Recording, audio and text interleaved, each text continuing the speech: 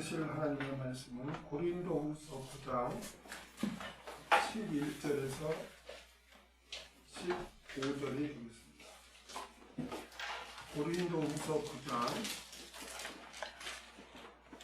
11절에서 15절 말씀입니다.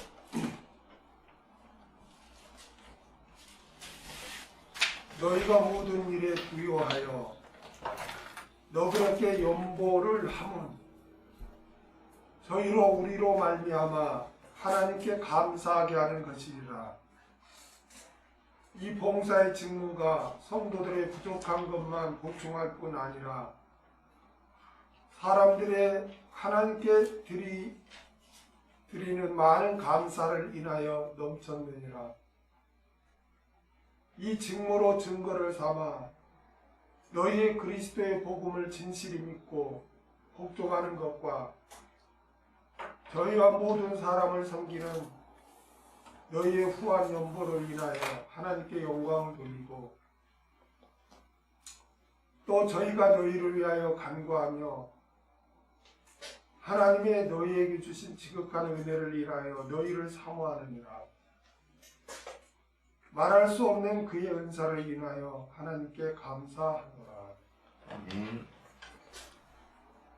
연보가 가져다주는 유익, 연보가 가져다주는 유익이라는 제목으로 같이 말씀을 나누고자 합니다. 첫 번째는 1장에서 7장으로 사도 바울의 사도성과 사역의 신실성에 대한 그런 내용이고, 두 번째는 8장에서 9장으로 연보에 대한 내용이고, 세 번째는 10장에서 13장으로 사도권과 거짓 교사에 대한 그러한 내용입니다. 오늘 본문은 고린도후서 8장부터 계속 언급해온 연보에 관한 권면의 결론으로서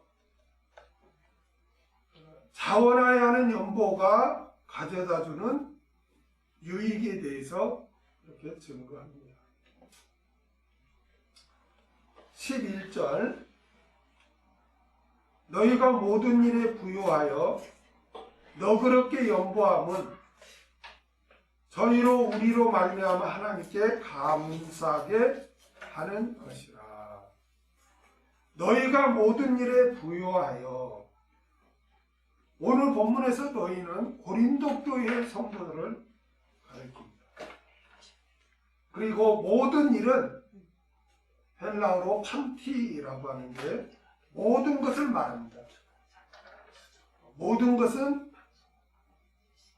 물질적인 것뿐만 아니라 영적인 것을 포함하여 모든 것을 그렇게 말합니다. 그리고 부요하여라고 했는데 이 부요하여는 헬라어로 플루티조메노이라고 하는데요. 이 플루티조메노이 이 단어는 부요하게 하다, 풍부하게 하다는 뜻의 플루티조의 수동태입니다. 이게 이 플루티조메노이라는 이 단어는 부요하게 하다, 풍부하게 하다는 뜻의 플루티조의 수동태예요. 수동태. 그러니까 수동태니까 부요하게 되다, 풍부하게 되다는 거예요. 여러분, 고린도 교회 성도들이 모든 일에 부요하게 되었죠. 수동태니까 부유하게 되었는데 누구에 의해서 이렇게 부유하게 된 것입니까? 하나님에 의해서 부유하게 된 줄로 믿습니다. 왜냐하면 수동태는 누구에 의해서 이렇게 된 것입니까? 고린도 교회 성도들이 물질적인 것과 영적인 것에 모든 것에 있어서 부유하게 된 것은 그들 스스로의 노력으로 능동태로 그들 스스로가 그렇게 된 것이 아니라 하나님에 의해서 그렇게 부유하게 되었다는 것입니다. 이와 같이 우리가 가진 모든 것은 하나님에 의해서 우리가 누리고 가지게 된 것입니다. 우리는 하나님의 은혜 없이는 살 수 없는 그런 존재들입니다. 많은 사람들이 자기의 의지와 노력과 열심으로 내가 이렇게 성취했다 라고 착각을 하는데, 성경은 우리의 모든 일은 하나님에 의해서 우리가 부유해지고 누리게 되었다는 것을 우리에게 가르쳐주고 있습니다. 절대 주권은 하나님께 있습니다. 아멘. 우리의 죽고 사는 권세도 하나님께 있습니다. 아멘. 그렇기 때문에 우리는 하나님과 올바른 관계를 맺어야 되고 하나님만 의지해야 되는 거예요. 왜냐하면 나의 나된 것은 내 스스로 되는 것이 아니라 하나님에 의해서 되는 것이기 때문에 그렇습니다. 이것을 우리가 어떤 피상적으로 이론적으로만 그래 맞아 이렇게 해서는 안 되고 우리 삶에 그걸 적용을 해야 된다. 그거 믿어. 하나님에 의해서 됐지. 말로는 그렇게 해놓고 삶 현장에서는 하나님을 인정하지도 않고 의지하지도 않고 인도함 받지도 않고 자기 생각과 자기 욕심대로 자기 열심으로 모든 것을 하면서 내가 이렇게 노력해서 내가 이렇게 되었다. 결론까지 그렇게 맺는 그런 사람들이 너무나 많다는 것이 너무나 안타깝습니다. 그러나 오늘 본문에서는 사도 바울이 고린도 교회 성도들이여, 너희들이 물질적이나 영적으로 너희들이 부유하게 된 것은 하나님에 의해서 너희가 부유하게 되었다고 그렇게 증거하고 있습니다. 우리는 모든 일에 있어서 하나님에 의해서 오늘 이 자리까지 우리가 있게 된 줄로 믿습니다. 아멘. 그 다음에 너그럽게 연보를 함은 너그럽게 연보를 함은 헬라로 에이스, 파산, 하플로테타인데, 여기서 파산은 모든, 온전히란 뜻으로 영어로는 all. 그리고 하플로테타는 관대라는 뜻이에요. 그러니까 원문대로 직역하면 온전히 관대하게 함으로입니다. 원문대로 직역하면. 무엇을 온전히 관대하게 했다는 것입니까? 연보를. 그렇죠. 앞뒤 문맥에 의하면 연보를 온전히 관대하게 그렇게 했다는 것입니다. 그래서 우리 개역성경은 이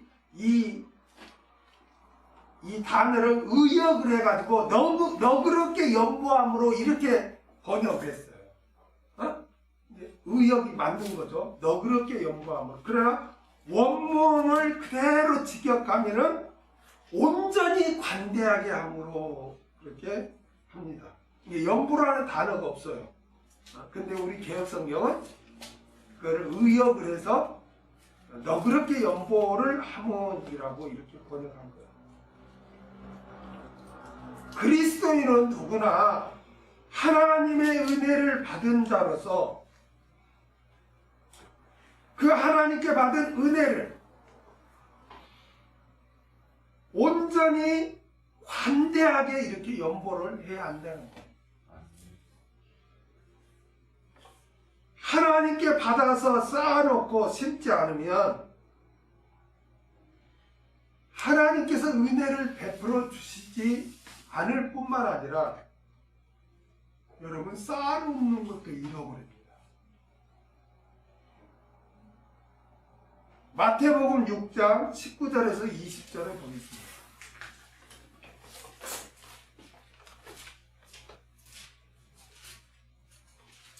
마태복음 6장 19절에서 20절. 너희를 위하여 보물을 땅에 쌓아두지 말라. 거기는 소문과 동록이 해하며 도적이 구멍을 뚫고 도적질하느니라. 오직 너희를 위하여 보물을 하늘에 쌓아두라. 거기는 소이나 동록이 해하지 못하며 도적이 구멍을 뚫지도 못하고 도적질도 못하느니라. 아멘. 그러니까 이 땅에 하나님이 주신 은혜를 이렇게 쌓아놓는다면 그것은 다 잃어버리고 만다는 거예요. 누가복음 12장 16절에서 21절을 한번 보겠습니다. 누가복음 12장 16절에서 21절. 또 비유로 저에게 일러 가라사대 한 부자가 그 밭의 소치를 풍성하며 심중히 생각하여 가로되 내가 곡식 쌓아 둘 곳이 없으니 어찌할꼬 하고 또 가로되 내가 이렇게 하리라 내 곡간을 헐고 더 크게 짓고 내 모든 곡식과 물건을 거기 쌓아두리라. 내가 내 영혼에게 이르되 영혼아 여러 해 쓸 물건을 많이 쌓아두었으니 평안히 쉬고 먹고 마시고 즐거워하자 하리라 하되 하나님은 이르시되 어리석은 자여 오늘 밤에 내 영혼을 도로 찾으리니 그러면 내 예비한 것이 네 것이 되겠느냐 하셨으니 자기를 위하여 재물을 쌓아두고 하나님께 대하여 구요치 못한 자가 이와 같으니라. 그러므로 우리는 하나님께서 주신 것을 그 중에 일부는 하나님과 이웃에게 온전히 관대하게 심음으로써 마치 샘물을 계속 품으면은 마르지 않는 것처럼 계속 하나님으로부터 돕는 은혜를 받아 누리게 되는 줄 믿습니다. 그 다음에 저희로 우리로 말미암아 하나님께 감사하게 하는 것이라. 오늘 본문에서 저희는 예루살렘 교회 성도들을 가리킵니다. 그리고 우리는 사도 바울 일행을 가리킵니다.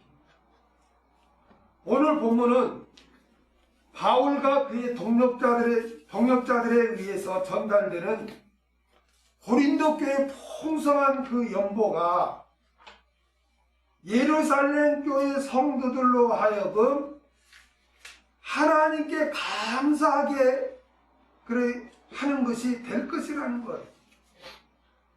넉넉한 고린도 교회 성도들이 어려움을 겪고 있는 예루살렘 교회 성도들을 도움으로 말미암아 도움받은 예루살렘 교회 성도들은 하나님께 감사하게 될 것이라는 거예요. 여러분, 좀 부유한 고린도 교회 성도들이 지금 어려운 예루살렘 교회 성도들을 연보로서 이렇게 도와줌으로써 그 도움을 받은 그 예루살렘 교회 성도들이 하나님께 감사를 할 때 우리 하나님이 얼마나 기쁘시겠습니까? 한마디로 영광을 받으시는 것입니다. 이것은 마치 어떤 부모에게 여러 자식이 있는데 여유가 있는 자녀가 즉 어려움에 처한 그 형제를 도울 때 그 부모님의 마음이 얼마나 기쁘겠습니까? 응? 아마 그 부모님은 가장 기쁘고 행복할 것입니다. 하나님께서도 이와 같아요. 아멘? 하나님께서도 이와 같으십니다. 그래서 이렇게 어려운 형제를 돕는 성도를 하나님은 절대로 잊지 않으신다는 것을 여러분 꼭 기억하시기 바랍니다. 하나님은 우리가 하나님과 이웃에게 심는 것을 잊지 아니하시고 반드시 갚아주셔. 왜 그렇습니까? 우리가 믿는 하나님은 공의로우신 하나님이시기 때문에 그렇습니다. 아멘. 누가복음 6장 38절을 한번 보겠습니다. 누가복음 6장 38절.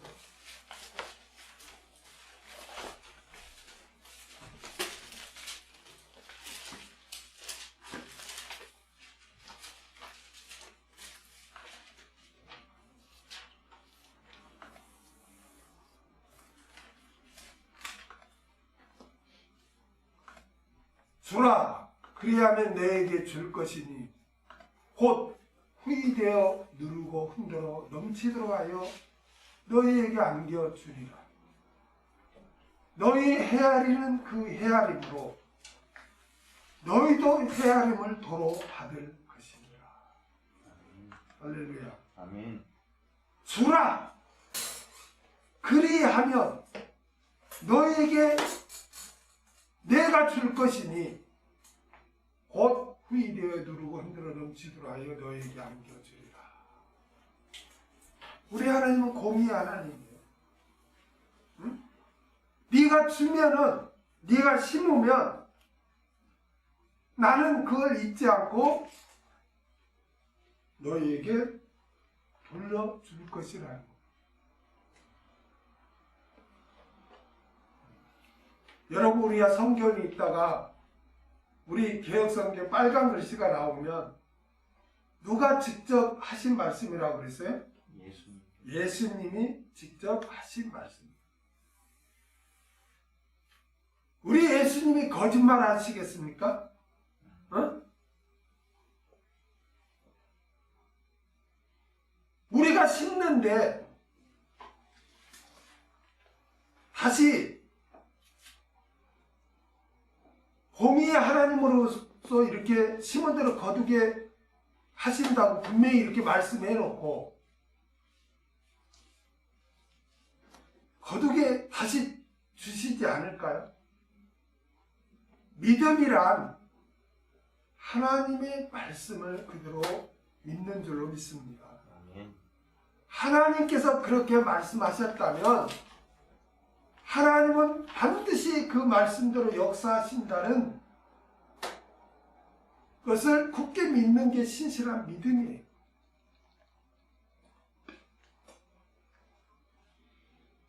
말씀을 묵상하지도 않고 받지도 않고 듣지도 않고 읽지도 않고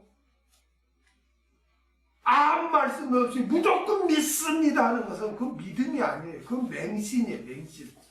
그 미신이에요. 미신. 여러분 미신이 뭐예요? 미신. 무슨 뭐 법적인 근거를 가지고 믿는 겁니까? 어? 그냥 그렇게 자기 소원대로 해달라고 그냥 믿는 거예요. 그냥. 어? 그런 거를 미신이고 맹신이에요. 우리는 그런 우상을 섬기는 자들이 아니에요. 우리는 계시 하나님의 말씀을 그대로 믿는 자들이에요. 그렇다면 주님께서 주라! 그래야 내게 돌려줄 것이니 이렇게 말씀했다면 우리는 그대로 믿어야 돼요. 그렇기 때문에 받는 자가 주는 자가 복이 있다 그랬습니다. 그게 복이에요. 왜냐? 나는 이만큼 주었는데 하나님은 누르고 흔들어 넘치도록 아예 안겨주니까 어떤 게 복이겠습니까? 어떤 게 지혜로운 삶이겠습니까? 하나님의 말씀을 그대로 믿고 순종하는 자가 지혜로운 삶. 잠언서 19장 17절을 한번 보겠습니다. 잠언서 19장 17절.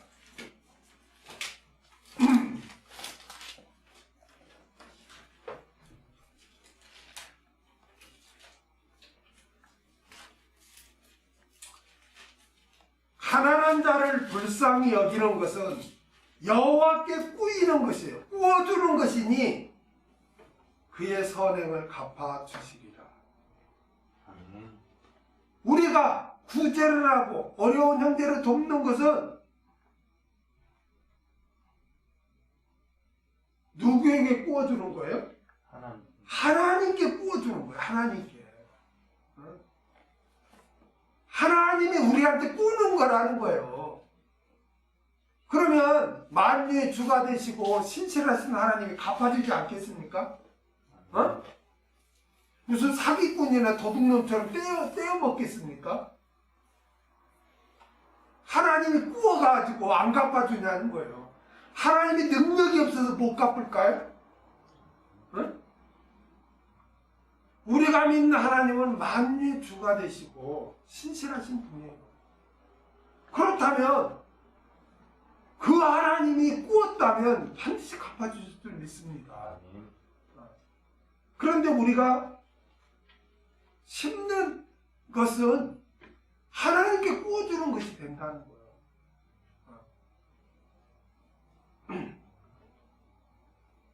그렇기 때문에 우리는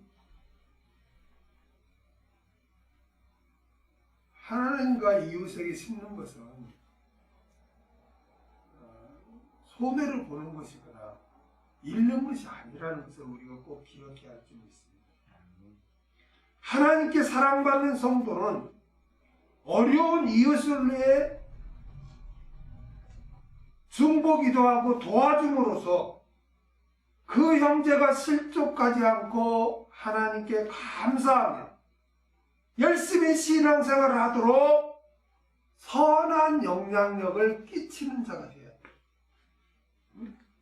우리 그리스도인은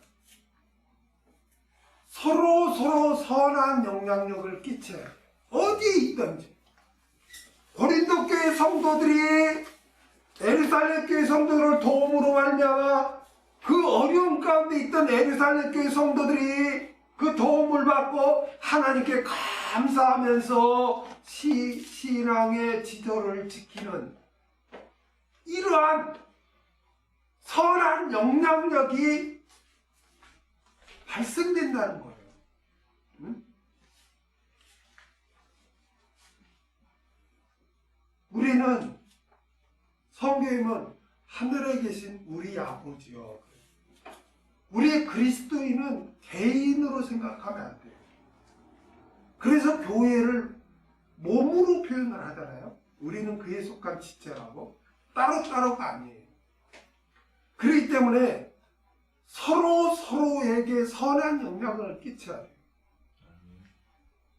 모여서 그냥 교회를 막 비난하고 그냥 예배 맞춰 가면서 그냥 누가 어쩌니 저쩌니 이런 말을 자기도 모르게 함으로써 그냥 상처를 주고 의심을 주고 이렇게 된다면은 그 하나님 마음을 아프죠. 누가 연약하면 붙들어주고 낙심하면 격려해주고 어려운 가운데 있으면 중보기도 해주고 즐거운 일 있으면 함께 즐거워하고 그냥 낙심되고 어려운 가운데 있는 형제를 어떻게 해서든지 돕고 격려해서 그가 실족하지 않고 그가 믿음 안에서 굳건히 세워질 수 있도록 그 영향력을 끼쳐야 돼요. 선한 영향력을 끼쳐야 돼요. 서로에게. 서로.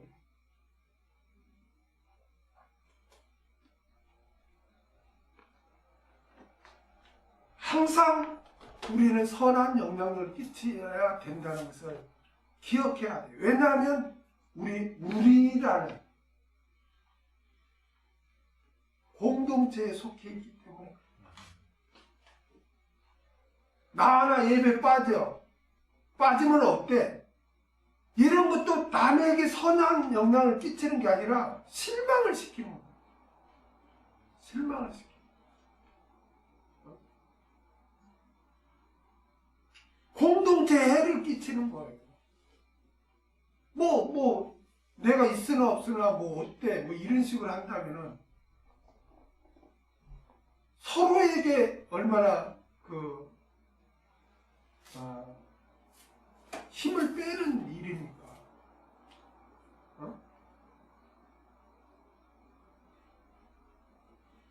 저도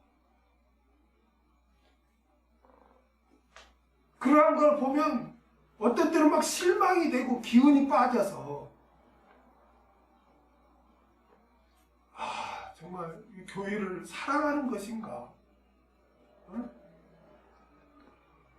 그런 의심이 될 때가 있고, 그러면 어떤 때는 말씀도 연구도 잘 안 되고 내가 이렇게 뭐하나, 이렇게까지 내가 할 필요가 있는가, 이런 생각까지 된다면은 얼마나 우리 공동체가 피해를 입고 손해를 입는 것입니까? 나를 통해서 나와 관계된 사람들이 힘을 얻고 용기를 얻고 이렇게 하는 신앙생활을 해야지. 그게 선한 영향력을 끼치는 거지. 나를 통해서 나와 관계된 사람들이 실망감을 가지고 기운 빠지고 그렇게 된다면 그게 어떻게 우리에게 손해가 아니겠습니까? 서로에게 손해죠. 지금 고린도 교회 성도들이 예루살렘 교회 성도들의 어려움을 외면하지 않고 연보를 함으로써 예루살렘 교회 성도들은 그 어려움 가운데서 낙심하지 않고 원망하지 않고 하나님 앞에 감사하는 그런 삶을 살 때 고린도 교회 성도들이 예루살렘 교회 성도들에게 얼마나 선한 영향력을 끼치는가 지금 바울은 지금 증거하고 있는 거예요. 우리는 나로 인해 나와 관계된 형제가 실족하거나 그러지 않고 더욱더 용기를 갖고 힘을 갖고 신앙생활을 할 수 있도록 말이나 행동이나 이런 걸 조심해서 될 수 있으면 선한 영향력을 끼치도록 그렇게 해야 되는 거예요. 남과 관계없이 내 신앙인데 어때? 내가 하고 싶은 대로 하면 어때? 이렇게 한다면 그거는 그래서 몸을 생각하지 않는 것이고 우리라는 그거를 서로 생각하지 않는 그런 이기적이고 개인적인 그런 믿음이에요. 그 하나님 볼 때 기뻐하시겠습니까? 비록 내가 어렵더라도 어떤 환경이 있다 할지라도 믿음으로 내가 그걸 이기고 감사하는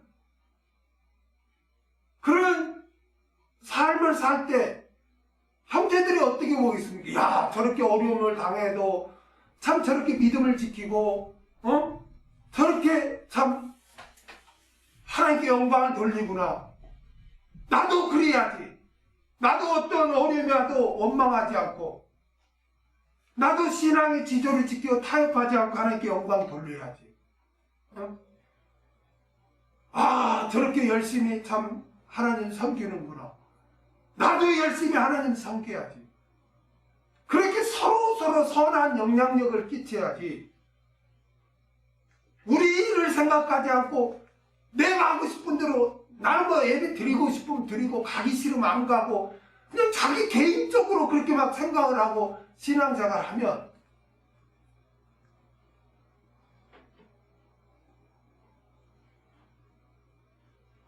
선한 영향력을 끼치는 게 아니라 그냥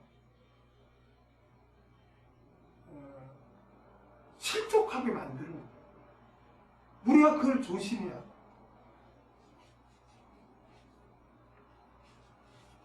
한 몸이 되었다면 서로의 관심을 가져야지. 그 몸의 지체가 됐는데 무관심하고 너는 그러냐 나는 뭐 괜찮다 이런 식으로 한다 내 마음대로 하겠다 해버리면 그 몸이 어떻게 되겠습니까?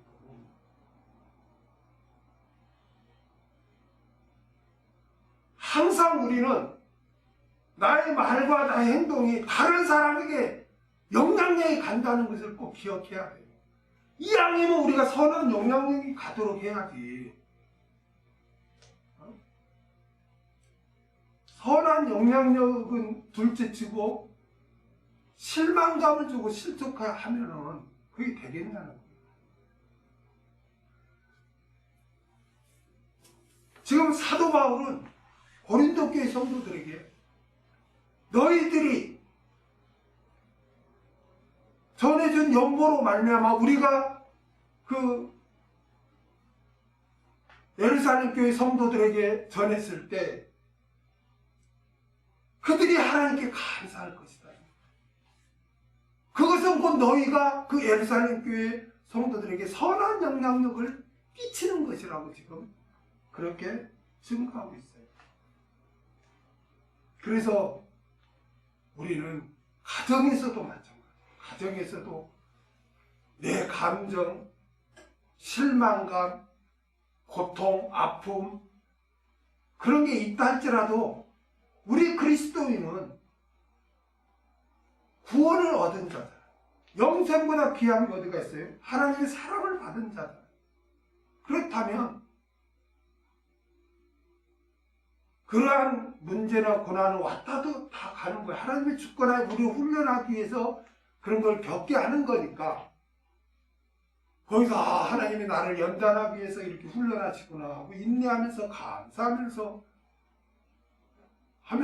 그 환경에서 더욱더 하나님을 의지하고 하나님을 감사하고 찬양하는 그런 모습을 보이고 비록 내가 어렵더라도 나와 관계된 사람들을 위해서 더 기도하고 신앙의 모범을 보여주고 이렇게 할 때 그 가정의 그 식구들이 얼마나 선한 영향력을 받고 더욱더 그들의 신앙생활에 도움이 되겠습니까?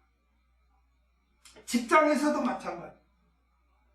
직장에서도 그리스도인으로서의 어떤 환경이 있든지 감사하면서 기뻐하면서 말씀에 순종하는 삶을 살아서 불신자나 믿음이 연약한 자에게도 선한 영향력을 끼쳐서 그들이 그 선한 영향력을 받아서 믿음이 회복이 되고 예수님을 영접하는 그러한 일이 일어나도록 우리는 해야 된다.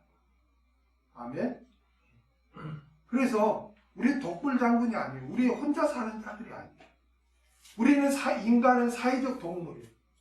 그래서 가장 사회적인 조직의 가장 기초가 되는 가정부터 하나님이 세워주신 거예요. 그러니까 가정이든 학교든 직장이든 어디든 그리스도인으로서 이 세상 것에 휘둘리지 말고 신앙의 지도를 지키며 신앙의 본을 보여줌으로 말미암아 그리스도인은 이렇게 사는 것이다. 그런 선한 영향력을 서로 끼쳐서 서로 격려가 되고 서로 힘을 얻어서 그래 나도 어려움을 당해도 나도 이렇게 신앙생활을 저분처럼 해야지. 그래서 서로 격려가 되어서 어려울 때일수록 낙심하지 않고 믿음을 지킬 수 있는 것. 이것이 바로 우리가 해야 할 선한 영향력을 끼쳐야 된다. 아멘. 아멘. 12절. 이 봉사의 직무가 성도들의 부족한 것만 보충할 뿐 아니라 사람들의 하나님께 드리는 많은 감사를 인하여 넘쳤느니라. 이 봉사의 직무가, 여기서 봉사의 직무란 고린도 교회 성도들이 예루살렘 교회를 위해 연보를 하는 일련의 활동들을 가리킵니다. 오늘 본문의 봉사를 헬라로 레이투르기아스라고 하는데, 이 단어의 일반적인 의미는 공적인 일이라는 뜻이 있고, 종교적인 의미로는 하나님께 드리는 예배라는 뜻이 있어요. 이 봉사, 직무, 이 봉사, 레이투르기아스라는 이 단어 뜻이. 그러니까 성도를 돕는 것, 연보는 누구나 참여해야 하는 공적인 일이고, 그리고 하나님께 대한 예배라는 거예요. 여러분, 성도를 섬기는 것, 여기 이거 직무 있잖아요. 이 봉사의 직무.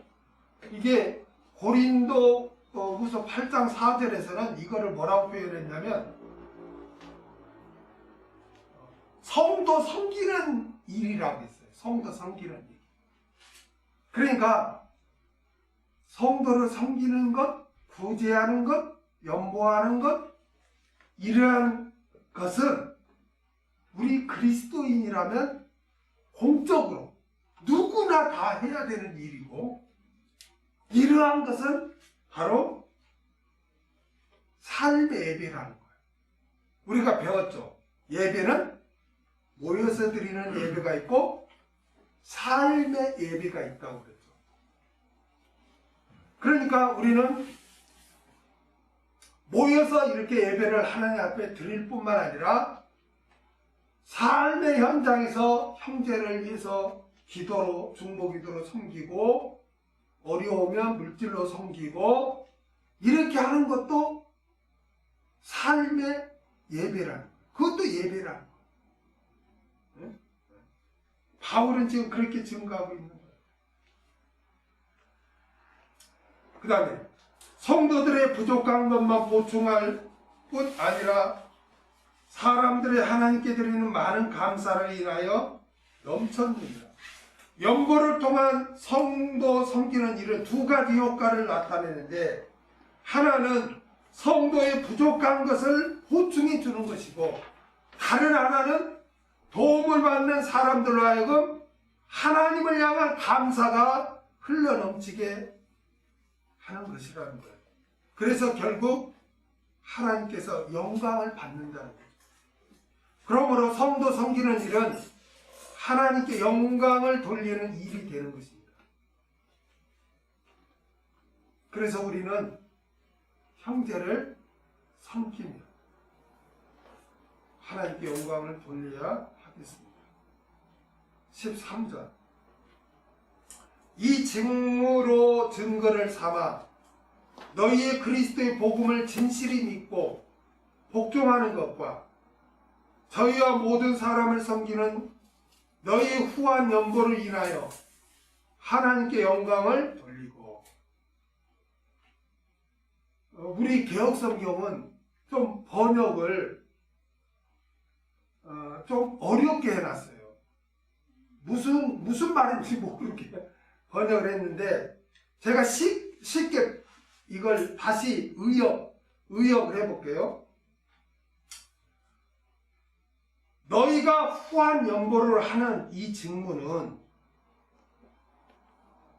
너희가 그리스도의 복음을 진실히 믿고 복종한다는 것과 저희와 모든 사람을 섬긴다는 증거가 되어 그들이 하나님께 영광을 돌리고, 이렇게 이 말씀입니다. 근데 우리 개혁성경은 막 이렇게 앞에 갈 걸 뒤에다 놓고 막 이렇게 해가지고 무슨 말인지 모르는데, 이 13절을 다시 정리하면, 너희가 후한 연보를 하는 이 직무는 너희가 그리스도의 복음을 진실히 믿고 복종하는 것, 한다는 것과 저희와 모든 사람을 섬긴다는 증거가 되어 그들이 하나님께 영광을 돌리고 입니다. 고린도 교회 성도들이 예루살렘 교회를 위해 구제 연보를 한다는 것은 단순히 인간적인 동정이나 연민에 근거한 행위가 아니라 그리스도의 복음을 진실히 믿고 복종하는 것을 외적으로 드러내는 행위라는 거예요. 그게. 예루살렘 교회를 위한 연보가 그들이 가진 신앙의 진정성이 입증되는 외적인 표시가 된다는 거예요. 응? 이해가 됩니까? 다시 말하면 고린도 교회 성도들이 예루살렘 교회를 위해서 연보를 이렇게 해서 보낸다는 것은 그들이 그리스도의 복음을 진실히 믿고 또 주의 말씀에 복종하는 그러한 외적인 표시가 된다는 거예요. 이 말씀.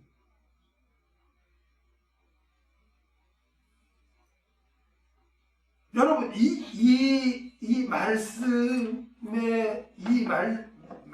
내용을 증거하는 그 사건이 있죠. 어떤 사건이 있죠? 이 말씀을 보증해주는 그 사건이 있는데, 복음서에. 여러분, 삭개오가 예수님을 영접한 그 사건이 나오죠. 여러분, 삭개오가 누구였죠? 세리장이죠. 그렇죠? 세리장은 그 당시 로마는 정복지마다 경제, 사회, 또 뭐 문화, 종교 이런 거는 자체적으로 하게 했어요. 그러나 로마가 딱 쥐고 있는 게 뭐냐면은 군사를 허용하지 않고 뭐 총독, 빌라도 총독, 예루살렘 빌라도 총독이었죠. 총독 밑에 뭐 각 지역의 백부장들 이렇게 해가지고 군사를 파견해서 군권을 딱 쥐었어. 그리고 경제적인 그 세금과 군권 외에는 다 자치를 허락했단 말이에요. 그래서 헤롯 왕이 그 분봉왕으로 다스리고 하잖아요. 그 어느 지역은 직접 총독이 다스리고, 그러니까 종교나 사회나 모든 것은 다 자치적으로 하는데 세금 걷는 것과 군권은 로마가 지고 있다. 이게 사형도 허용을 안 했어요. 사형도. 그래서 예수님을 그 유대인들이 죽이려고 할 때 빌라도 한테 끌고 와서 사형시켜달라고 한 거예요. 그러니까, 그런데 로마가 세금을 거둘 때 어떻게 하겠어요? 그 지역을 다 알겠어요? 사람들을 알겠어요? 그러니까 그 지역을 잘 아는 사람을 세리장으로 세워서 세금을 걷게 한단 말이에요.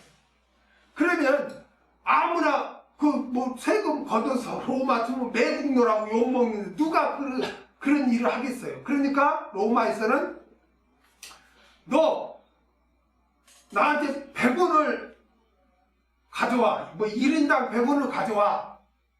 인구조사에서 1인당 호구조사를 했잖아요. 100원을 가져와. 대신 100원을 가져오되 네가 120원을 거두든 150원을 거두든 나머지는 네가 가져. 이러니까 이 세리들이 막 그냥 착취한 거예요. 그러니까 그 당시에 죄인 중에 누가 죄인이었어? 세리들이 죄인이었단 말이에요. 세리들이. 근데 그 세리장이 누구였냐? 바로 삭개오란 말이에요. 근데 삭개오가 오늘날 예수님을 만나요. 소문을 들었겠죠. 근데 예수님을 만나. 나무에 올라 키가 작았나 봐요. 나무에 올라가서 예수님이 지나가는 모습을 보고 저분이 예수님인가 이렇게 보고 있었어. 근데 예수님이 가던 발걸음 멈추고 삭개오를 바라고 말씀해요. 삭개오야, 내려와라.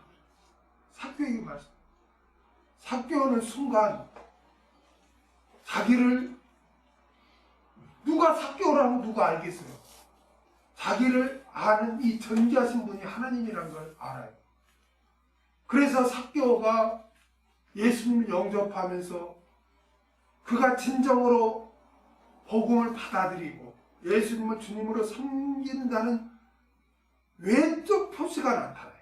그게 뭐냐면 내가 토색한 거 있으면 내 배로 갖고 내 절반 나머지를 떼서 다 부지하겠습니다. 이걸 계산해 보면 거의 다 그동안 쌓아놨던 재물을 다 하겠다. 네 배를 갚아버리고 절반을 주겠다는 것은 그냥 자기 먹을 것밖에 안 남겨놓고 다 이웃을 위해 다 돌려주겠다는 거예요.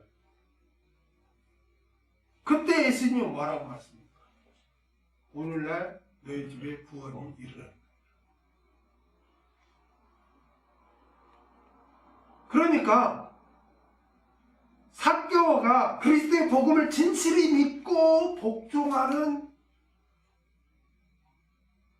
그 증거가 뭐였냐면 재물관이 바뀌었다는 거예요. 재물관. 그 전에는 재물을 섬겼어요. 여러분 재물이 뭔지 아십니까? 맘모스라고요. 맘모스. 맘모스는 신이에요. 그냥 돈을 탐하는 것은 그냥 돈 자체를 탐하는 게 아니라 맘모스를 섬기는 거라는 거 우리가 잊으면 안 돼요. 하나님보다 돈을 더 의지하고 하나님보다 돈을 더 사랑하고 이런 것은 우상숭배요. 그거는 하나님을 섬기는 게 아니라 맘모스 신을 섬기는 거예요. 그래서 예수님도 하나님과 재물을 겸하여 섬길 수 없다 그랬어요. 데우스, 맘모스 겸하여 섬길 수 없다. 데우스 하나님이냐 맘모스냐 재물이냐 맘모스 신이냐 선택해야 된다. 삭개오는 그 전에는 맘모스였어요. 그러나 나는 이제 맘모스가 아닙니다. 나는 데우스, 나는 하나님입니다. 나는 주님입니다. 그게 외적인 표시로 딱 드러난 게 뭐였냐면 재물에 대한 그 생각과 그 자세였던 거예요. 그 자세.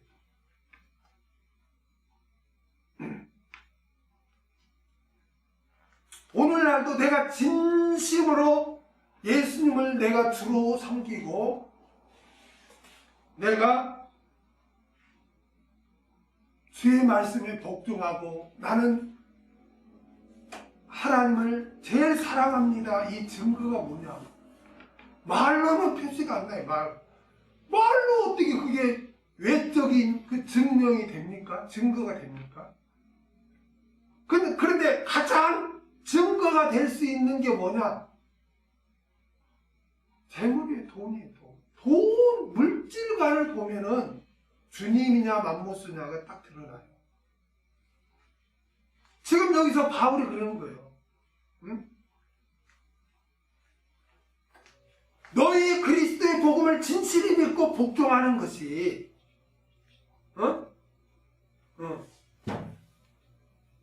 너희가 후한 연보를 하는 이것으로 외적 표시가 된 것이다. 증명이 된 것이다. 여러분, 믿음이란 것은 행함으로 보증이 되는 것입니다. 믿음과 행함은 분리될 수가 없어요. 행함이 없으면 그것은 참된 믿음, 온전한 믿음이 아니라 아무 소용없는 죽은 믿음이에요. 야고보서에 그렇게 증거하잖아요.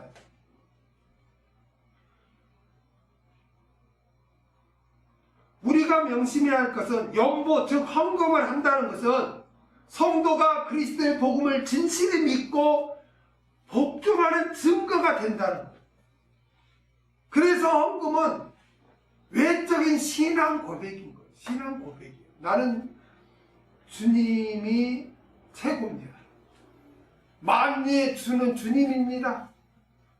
하나님이 한 주간 한 달간 나에게 모든 것을 주셨습니다. 는 신앙 고백이 되는 거예요. 그게 외적인 표시죠.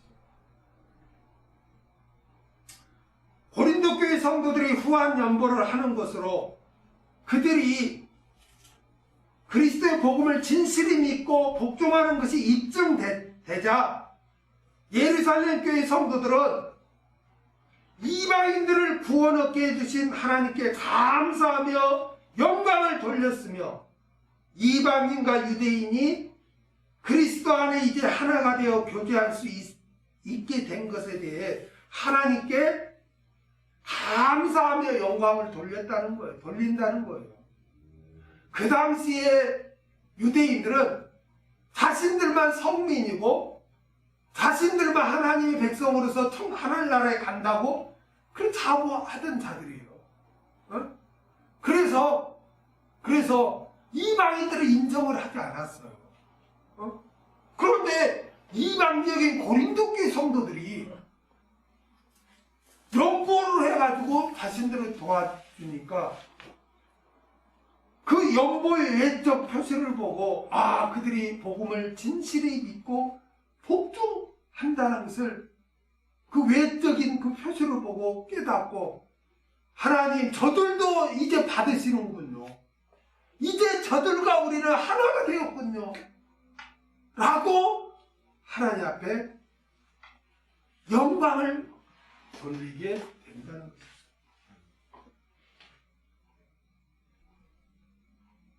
14절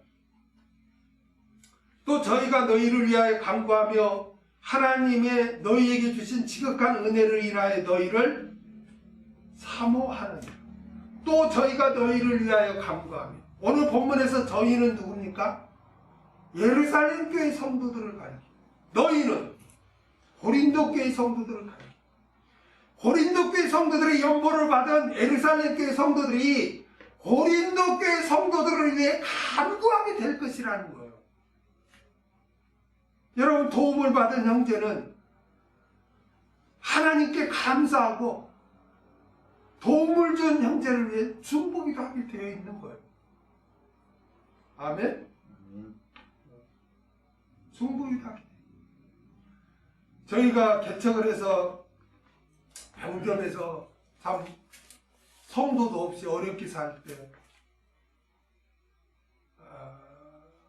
부천에 옛날에 같이 신앙생활 했던 분들이 저 지방에 고향을 명절 때 고향을 갈 때 이 수원을 거쳐서 일본국도로 해가지고 수인선 타고 가서 일본국도에서 천안에 가고 막 어디로 갈 때 여기 거치면서 문 앞에다 쌀 놓고 가고 무슨 생선을 놓고 가고 이렇게 했어요. 그러면은 그걸 보고 먼저 하나님 앞에 저를 감사하고 또 그 놓고 가신 분을 간절히 또 기도하게 돼요. 인간이라 여기서 나오잖아요. 그럴 수밖에 없는 거예요. 간절하게 중보기도 하는 거죠. 고린도 교회 성도들의 예루살렘 교회 성도들에 대한 섬김은 위로 하나님께 감사와 영광을 돌리게 했고 자신들로서는 또 어떤 결과가 됐어요? 중보기도를 받는 결과가 된 거예요. 그러니까 고린도 교회 성도들의 도움을 받은 예루살렘 교회 성도들은 하나님께 이렇게 영광을 돌리고 감사할 뿐만 아니라 고린도 교회 성도들을 위해서 중보기도 한 거예요. 그러니까 고린도 교회 성도들은 선한 영향력을 끼친 거죠. 그 예루살렘 교회 성도들이 이렇게 하나님께 영광을 돌리고 감사했으니까. 그 어려운 가운데서. 그리고 또 그들이 또 고린도 교회 성도들을 위해서 중보기도 했으니까 중보기도를 또 받은 결과가 된 것이죠. 선한 영향을 끼친 결과가 되고 자신들은 또 중보기도를 받는 또 그런 결과가 된 것이죠. 그래서 저희가 즉 예루살렘 교회 성도들이 너희를 고린도 교회 성도들을 위하여 간구했다. 그렇게 말씀하고 있습니다. 지극한 은혜를 인하여 너희를 사모하느니라. 예루살렘 교회 성도들은 고린도 교회 성도들을 위하여 중보기도 할 뿐만 아니라 또 은혜를 사모했다는 거예요. 은혜를 사모했다. 그들은 고린도 교회 성도들을 사모했다는 거예요. 사모한다는 것은 보고 싶어하며 만나서 교제하기를 원한다는 것이다. 예루살렘 교회 성도들은 단지 고린도 교회 성도들로부터 물질적인 도움을 입었기 때문에 이렇게 중보기도 하고 사모한 것이 아니에요. 사도 바울은 예루살렘 교회 성도들이 고린도 교회 성도들에 대해 이같이 반응한 이유를 밝힙니다. 그것은 뭐냐? 하나님께서 고린도 교회 성도들에게 주신 지극한 은혜를 인하여, 지극한 은혜 때문이라는 거예요. 하나님의 은혜는 구속의 은혜와 돕는 은혜가 있죠. 그러니까 하나님께서 고린도 교회 성도들에게 주신 지극한 은혜란 하나님께서 고린도 교회 성도들을 구속시켜 주시고 또 삶에서 보살피고 인도하신 것을 말합니다. 하나님께서 고린도 교회 성도들에게 주신 지극한 은혜를 만나서 또 듣기를 원했다는 거죠. 여러분, 우리 성도들 있잖아요. 만나면 하나님께서 베풀으신 은혜를 서로 전하면서 서로 위로받고 하나님께 감사해야 할 줄 믿습니다. 아멘. 예루살렘 교회 성도들은 고린도 교회 성도들에게 지각한 은혜를 베푸신 것을 그들과 교제하면서 듣기를 원했어요. 하나님이 어떻게 그렇게 역사하셨는가. 그래서 서로 은혜를 나누면서 서로 힘을 얻고 서로 감격하며 이렇게 신앙생활 하기를 원했던 것입니다. 그래서 우리 믿는 형제들을 만나면은 빠지지 말아야 될 게 뭐냐? 하나님께서 나에게 베풀어 주신 은혜를 서로 나누어야 할 줄 믿습니다. 아멘. 그 다음에 15절. 말할 수 없는 그의 은사를 인하여 하나님께 감사하노라.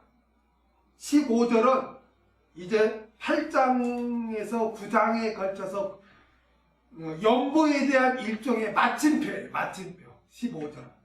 마침표. 그 마침표가 뭐냐? 말할 수 없는 그의 은사를 인하여 하나님께 감사하노라. 여기 은사를 도레야라고 해요. 도레야. 도레야. 도레야라고 하는데 이게 선물이에요. 선물.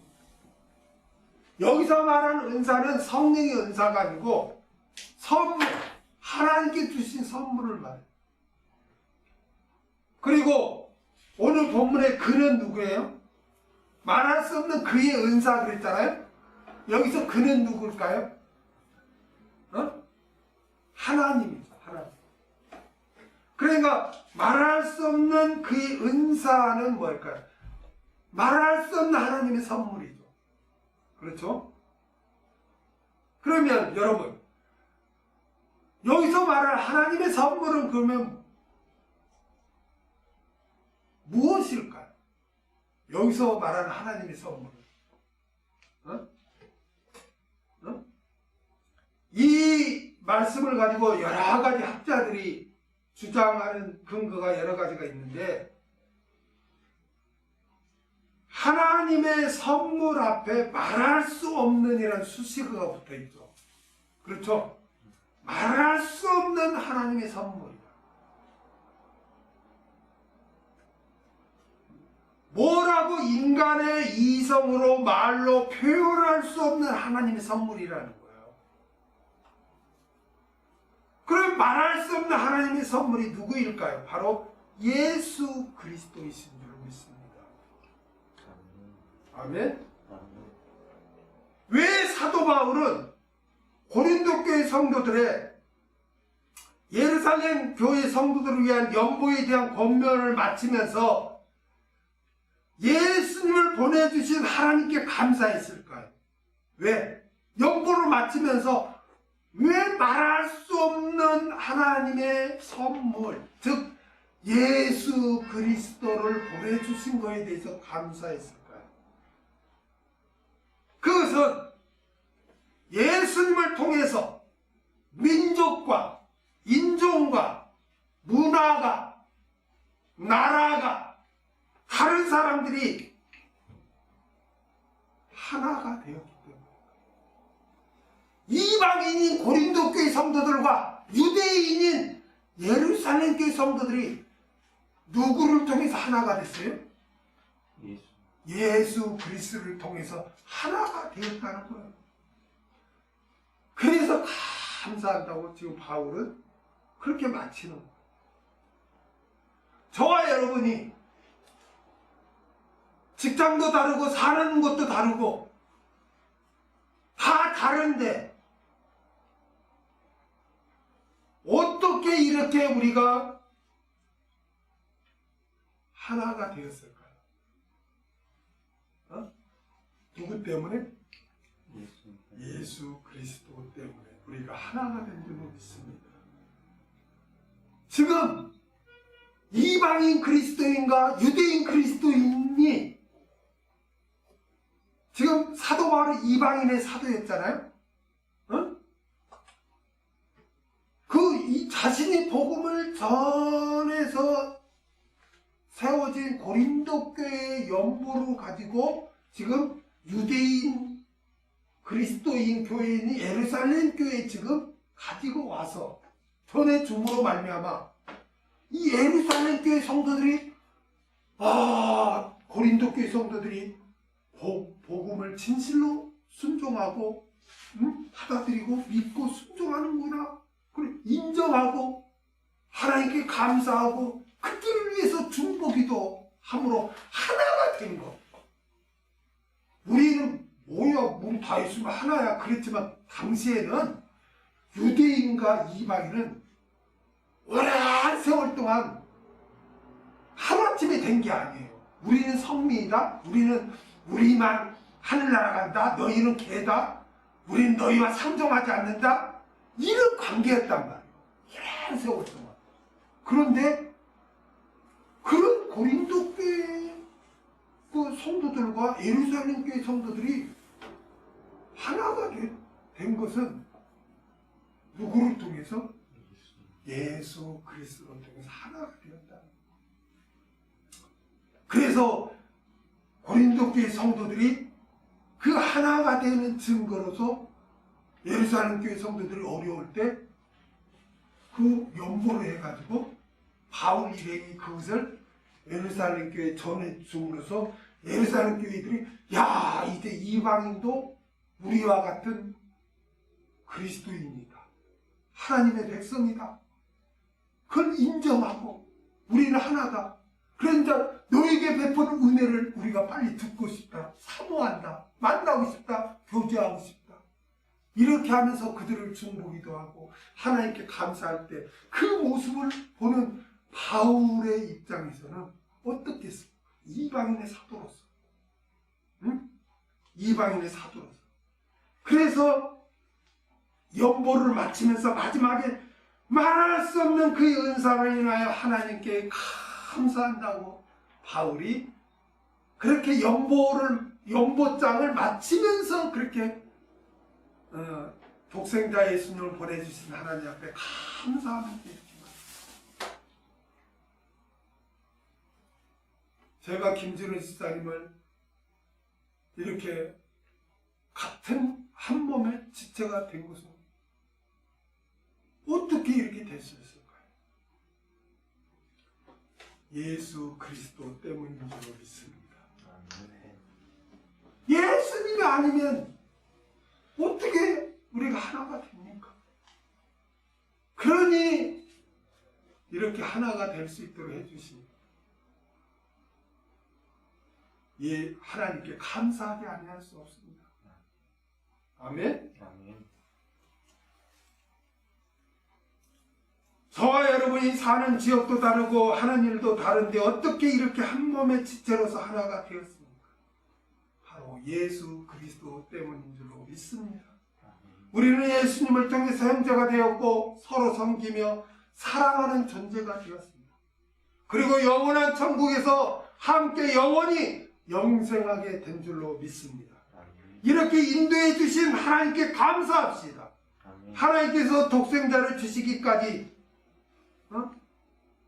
이렇게 우리를 사랑하셨습니다. 그러므로 그 사랑을 입은 우리는 마땅히 형제를 섬기며 사랑해야 할 줄로 믿습니다. 우리 다 같이 요한일서 4장 11절을 읽고 마치겠습니다. 요한일서 4장 11절 신약 392페이지.